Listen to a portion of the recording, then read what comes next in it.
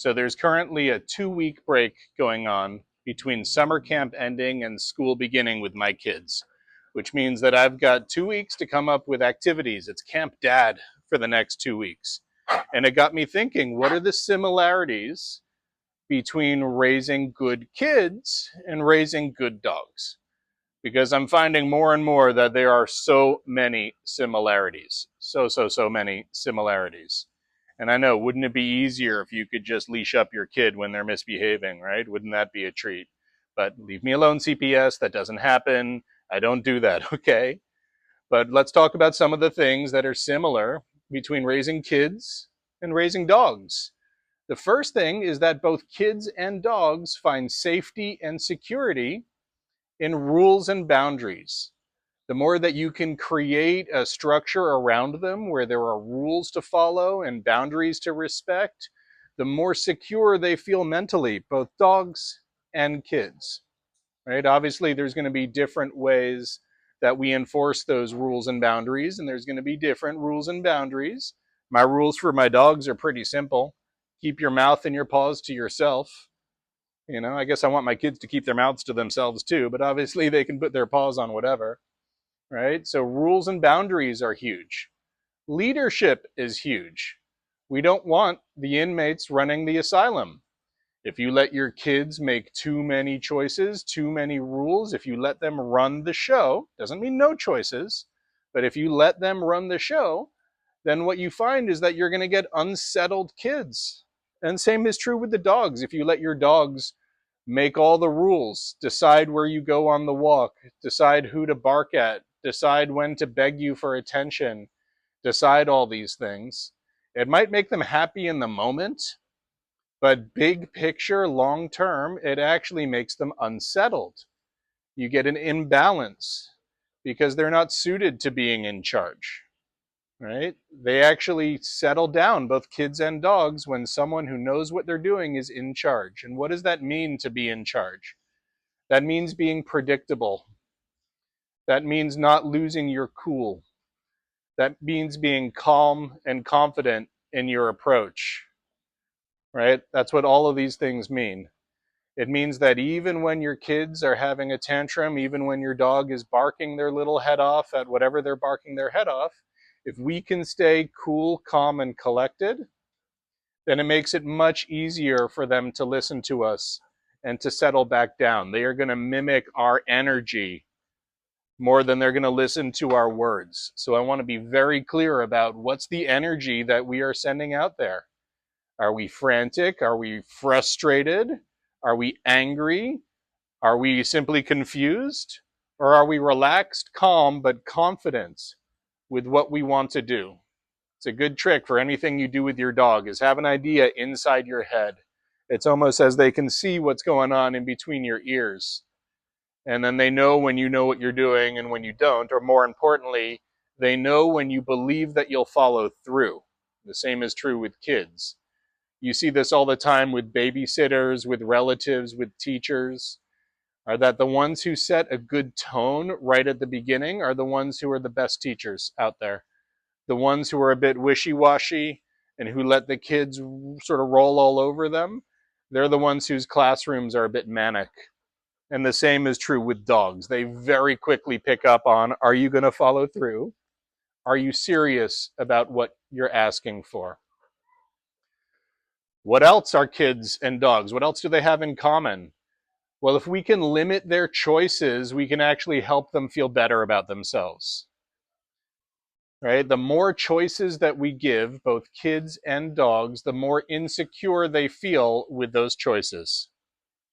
The idea is to limit the choices they have. I just read a study that was looking at children's toys, and if they took a certain number of toys and eliminated all but 7 of them, what happened is they started playing with the toy far more often. All of a sudden, the wooden block became a car, it became a rocket ship, it became something where the child could use their mind to be creative. And with the dog, we try to do the same thing. We use the leash, we use the crate, we use the place command, we use structure in the house to limit the choices, to make it easier for the dogs to learn, so they can start making good choices. Make it easy for them to make a good choice. Then guess what? They get rewarded for that good choice. We get to set good patterns of positive reinforcement. And the same is true with kids. The same is true with kids. What else is similar? Well, if you don't give them the right amount of physical exercise, they're going to go a little cuckoo. And the same is true with dogs. I've got to make sure for these next 2 weeks that my kids get their wiggles out, that they get to run, they get to play, they get to swim, all of those things. Because if I don't and we're cooped up inside, and we have just been so buggy out here that we've been cooped up inside for a couple of days, more than a couple of days here, it's been kind of rough. They start to get a little antsy. They start to get a little angry, a little ragey, a little cranky, a little whiny.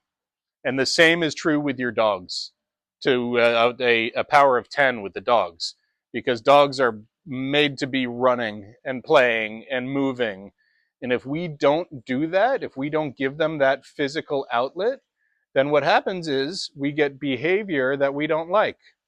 We get behavior that we want to stop. I get phone calls that say, Ben, how do I stop getting my dog to do this? And one of the first questions I have to ask is, well, is he or she getting enough physical exercise and mental exercise? Because if that energy isn't given an outlet, then it will find its own outlet. And you'll see the same thing with kids. If you don't give them things to do, then they're going to find stuff to do. They'll find ways to get your attention, usually in ways that you don't want. Usually in ways and you don't want. What other ways are there similarities between kids and dogs and how we raise them? Well, you want to give them freedom too, within those parameters. Give them the freedom to make choices. Give them the freedom to figure it out. Let them use their imagination.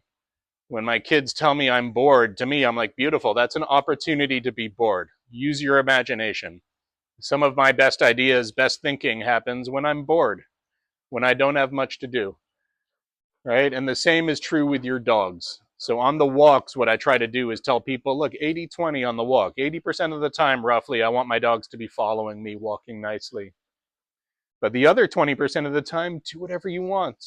Sniff, explore, have fun, do whatever you want, have freedom, right? To express yourself, either as a dog, thank you, Kiwi, or as a kid, right? Either or. Right? Patience. Having patience is another huge one. It's another huge one. A lot of time in dog training, I see the owners get really, really frustrated because the dog isn't picking up what they're putting down fast enough. And oftentimes what I see happen is the owner just isn't giving their dog time to figure it out. And the same is true with kids. Right? The same is true with kids, whether it's learning how to put on your clothes or learning how to do a particular problem or to open something that they're having trouble opening.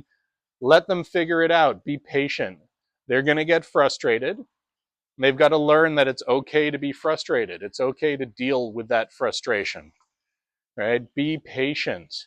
Patience is absolute key in all of this. With dogs, oftentimes, they're going to go through all of the things that they have learned in the past.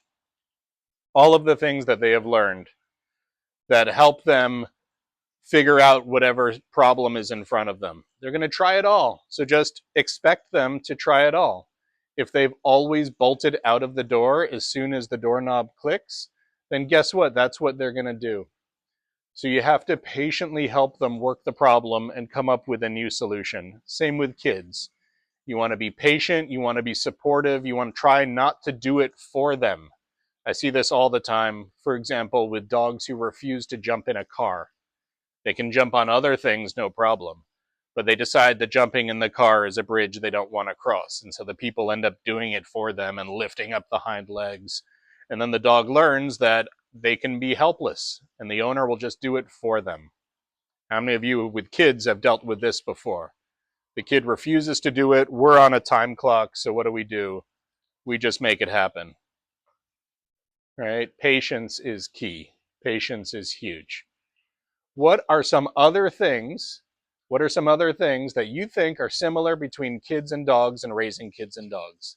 Let me know in the comments. And by the way, I'm coming up with a new course for how to train a calm dog and have a happy family. It's my core belief that a calm dog equals a happy family. The obedience comes second to calmness. I've got an online course that I'm putting together. There'll be a link on some of these videos to sign up for a free PDF that you can download with a free little snippet of a video lesson, a guide for how you can create a calm dog and some rules to follow. So check it out, and I'd love to see you down the line and hear from you as well.